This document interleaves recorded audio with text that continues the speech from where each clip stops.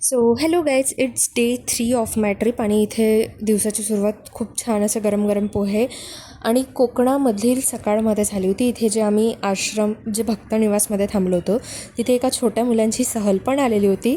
त्यामुळे छान अशी रंगीबिरंगी मजा आली आणि मग तिथून आम्ही सुरुवात केली आमच्या पुढच्या प्रवासाला, ते म्हणजे महाबळेश्वर. आणि मग आम्ही सकाळी निघाल्यामुळे आम्हाला खूप असं छान सनराईज मिळालं आणि खूप तिथल्या वातावरणात खूप छान असा थंडावा होता आणि धुकं तर एकदम इतकी होती की जशी एखाद्या पीक विंटर सीझनमध्ये कशी असते इतकी धुकं होती.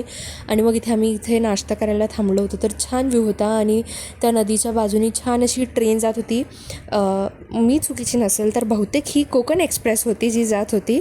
पण खूप छान असा टेस्टी नाश्ता छान व्ह्यूसोबत झाला. इथे छान डोसा घेतलेला होता आणि या पट्ट्यातला शेवटचा कटवडा झालेला होता हा. आणि छान नाश्ता आवडा सरबतच्या सोबत मजा घेऊन आणि चॉकलेट पाणी संपवला गेलेला आहे. आणि मग इथे मस्त प्रवासाचा आनंद घेत आम्ही महाबळेश्वरला निघालेलो होतो आणि मग आम्ही इथे पोहोचलेलो होतो प्रतापगडला. तर मग इथे क्विक ब्रेक घेतला हायड्रेशनसाठी, ते म्हणजे कैरीचं पन्हा आणि गोला. आणि मग इथे आम्ही गडायला चढायला सुरुवात केली आणि खूप सुंदर असा प्रतापगड होता. खूप सुंदर प्रकारे हा जोपासलेला गेलेला होता. म्हणजे माझे सुमारे 2-3 गड पाहून झालेले आहेत, तर त्यातला पण मला खूप सुंदर आवडला होता. आणि मग कुठल्या गडावर गेलं असेल आणि तिथलं पिठलं भाकरी तुम्ही ट्राय नसेल केलं तर मग कायच मजा ना त्या गडाची. मग तिथे जाऊन आम्ही छान डेझर्टमध्ये पुरणपोळीसुद्धा खाल्ली आणि मग तिथून आम्ही शिवसृष्टी बघायला पण गेलेलो होतो.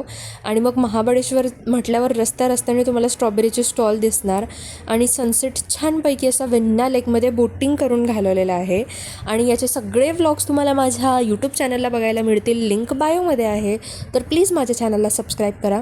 आणि इथे खूप सुंदर सनसेट होता आणि मग मी काहीतरी शॉपिंग केलेली होती आज त्या प्रतापगडच्या शिवसृष्टीमधून. तर हे ते इयररिंग्स, वुडनचे बँगल्स आणि हा छान एक छोटासा ज्वेलरी बॉक्स होता.